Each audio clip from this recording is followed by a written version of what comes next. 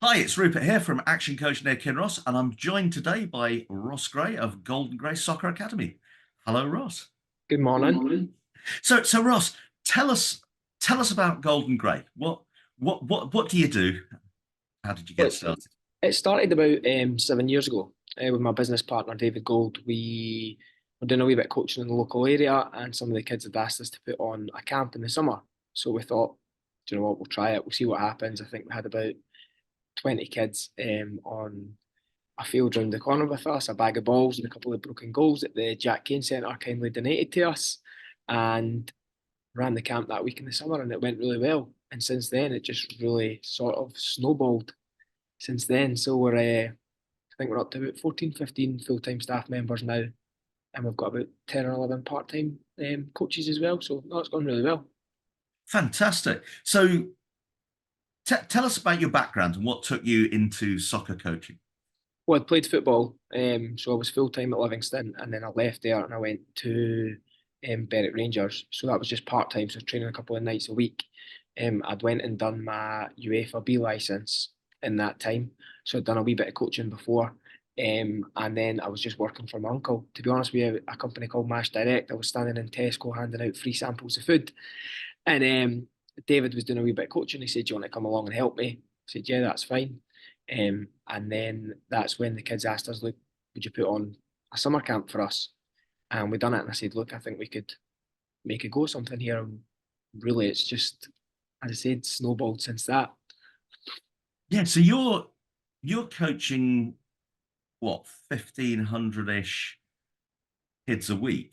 Yeah, I would say around that. We've got a few different programs. So we've got our academy classes that we do that kids come along and just do classes. We've got our one-to-one sessions and small group sessions, and then we've got a big schools program that we run. So we work with schools all across Edinburgh, Lothians, down the borders, and we're putting kids through qualifications and stuff like that. We've got a bespoke program that we're working with kids that are not struggling in class but need a wee bit additional support. So they learn to become a football coach, and we're seeing really, really good success from that. Yeah, so you're coaching people in football skills, Yeah. but more than that, Yeah, absolutely. And that's, do you know what, that's becoming just as rewarding now for us as seeing someone that we've coached score 3 goals at the weekend or get to the next club. We started the programme in South Queensferry a few years ago, and one of the kids we worked with in there in fourth year, who was close to exclusion, was only on a part-time timetable, is now working for us.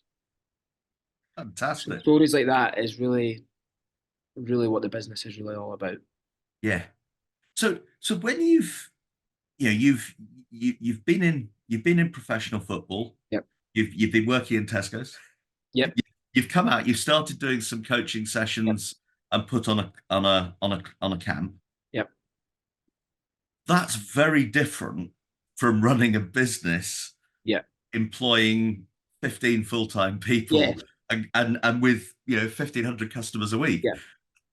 What have you learned that's helped you to turn a passion into a business? I'd say even, do you know what, I would love to sit here and say that we had a plan that when we started that first camp, that by year one we'd do this, by year two we'd do this, by year three we'd do this. But it never really worked like that. We just would pick up our next job and the next one would come. And before we knew it, it started to evolve in a business. So it was a big learning curve to managing just me and David and doing and coaching when we like to actually everything that comes with corporation tax, VAT, payroll, national insurance contributions, HR. It's all things, and I think, you know what, I think you just have to sort of learn it as you go. The internet's a great place. You can speak to other business owners. It's been really good for us to get advice on how they run things. We're now tendering for contracts on government websites, which is new to me. So again, they're good. They put on a lot of Zoom calls, and you can learn. And again, it's just about learning as you go. I don't think, as I say, we've not got a we never had a set business model. We said, right, by this time we'll do this, we'll have this many staff, and it's just trying to keep up with what you need to be doing at that time. Yeah, absolutely. So I would guess that when you were playing, you had quite a lot of discipline Yep. and open to learning.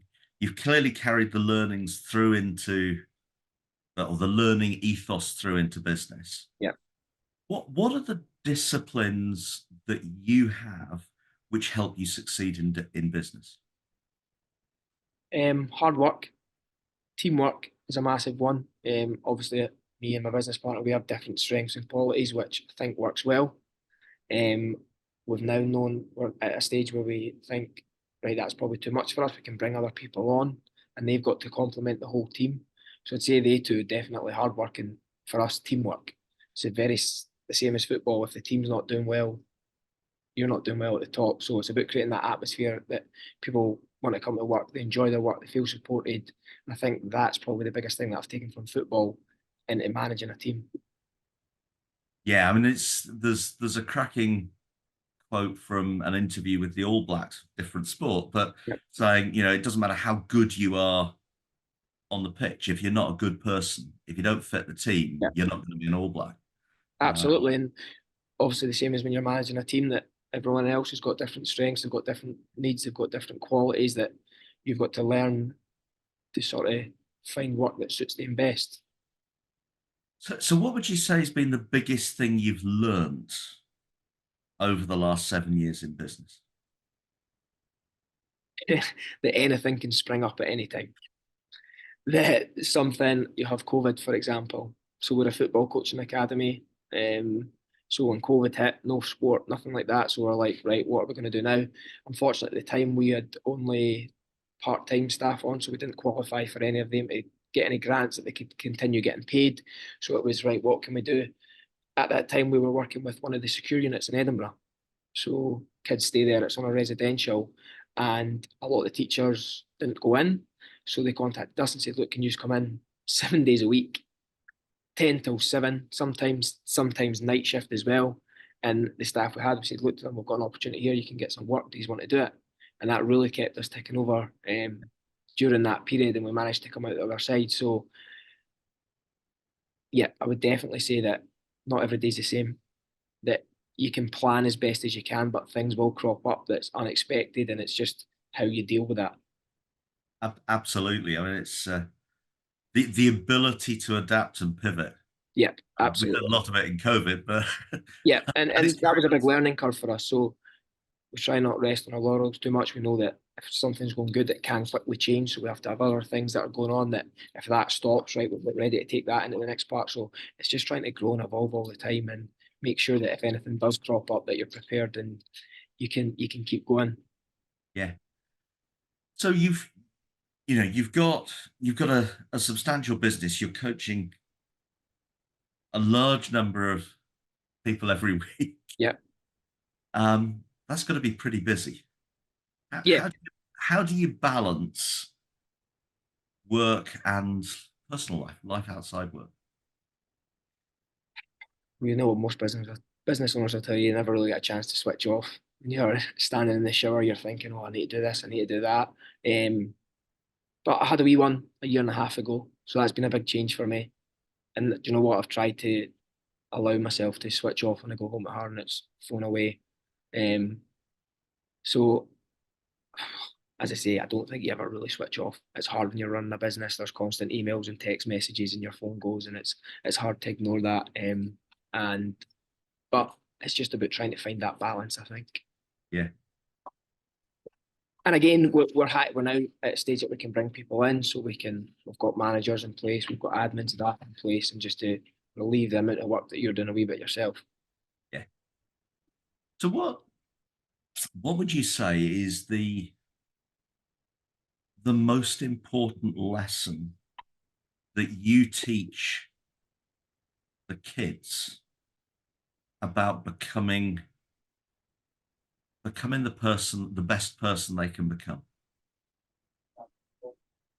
Um, just to, I would say that so when you can edit this one, I'm thinking about this.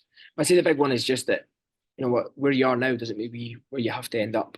So you might be struggling in school, there might be things going on at home, but if you can apply yourself and you can work hard and you can take opportunities, there are opportunities out there for you. So don't be stuck where you are. There is opportunities to grow. we try and go in there and help you do that. But it's just to give you lessons that you can apply, that you're doing in school, that you can then take forward to the rest of your life. Yeah, absolutely. It's, yeah, there's some fantastic stuff taught in school, Yeah. but it doesn't always hit everyone. School's not for everyone, and that's the biggest thing that we've found. Exams aren't for everyone. You could have a great year when it comes to exams, and like myself, you've got anxiety and you then struggle. So we're now running qualifications that are based on a year's worth of work. Yeah. Applying it to football, that's something that they might have more interest in, but they can still walk away with higher at the end of the day, and that's the big one for us. Yeah. Absolutely. Everyone's got the potential to succeed at something. It's just absolutely. Like, yeah, that's something. And as I say, just because it might be that you go and become a business owner and whatever you do. So just because you don't leave school with exams, there's still opportunities out there, and that's a big message we try when we work with the kids, especially the ones that we work with that are maybe having a hard time at school. It's just to say, look, there is an end goal there for you if you apply yourself. Absolutely. So, what would you say is the biggest? What's the most influential piece of learning that you've come across that you'd share with people? Oh, that's a good one. Again, I think I'd struggle to pick one piece of info. I think when you're running a business, there's loads, and the biggest thing for me was just speaking to people that are in the same, not even the same, it doesn't have to be the same field, but that are running businesses, that know these things, that have been through it before, that you can feed off. So I think just speaking to people and trying to learn every day would be the biggest message that I get, because I say I had no idea how to do VAT returns and corporation tax and books and payroll and knowing what's legal and what's not legal. So it's just finding that out as you go. So I would just say every day's a school day, really. Yeah, absolutely. So if you had to give one piece of advice to your 18-year-old self, yeah, what would it be? Oof. 18 yourself would be, you will get there. You don't have to know what it is you want to do right now. I think there's a big pressure on 18-year-olds to think, right, what's my career? I'd say I was playing football at that time, left football, had no idea what I wanted to do. Ended up working for my uncle in stores all across Scotland. Wasn't what I wanted to do at the time, but I think, yeah, you will eventually find what you want to do. And even if you don't, you can find a passion outside the work as well. Absolutely. Yeah. So that'd be the big one for me, is talking to my 18-year-old self, is you will get there. You'll find out what you want to do eventually, but don't put too much pressure on yourself at that age to think, I need to know exactly what I'm doing right now. Life's a journey. Absolutely. It's there for the living. Fantastic. So, you're operating across Scotland. Yep. You coach kids in Mexico City. Yep. That's a fair old breadth of. Yeah, we're in America just now as well, which is good. So yeah, it's going well. I'm quite happy where we are. So what's next? Just to keep growing. Obviously, the area that we're in at the minute seems to be it's mostly Edinburgh. So if we can do what we're doing in Edinburgh, but expand that across Scotland to begin with, can lead to much bigger things. So it's just to keep growing as best we can, not growing too quick, because we learned that as well. Yeah. That if you grow too fast and you've not got things in place, you end up taking on work that you can't do, which is worse. So it's just growing at a pace that we can keep up with, that we feel we're ready for. But yeah, just to expand more would be across Scotland to begin with, and then who knows where it could end up. Fantastic. Well, we'll look forward to watching your success grow and grow. Brilliant. Well, that's brilliant. Thanks so much for being so open and honest and sharing that with us. No, I appreciate the time. Wish you all the luck for the future. Thank you very much. Cheers.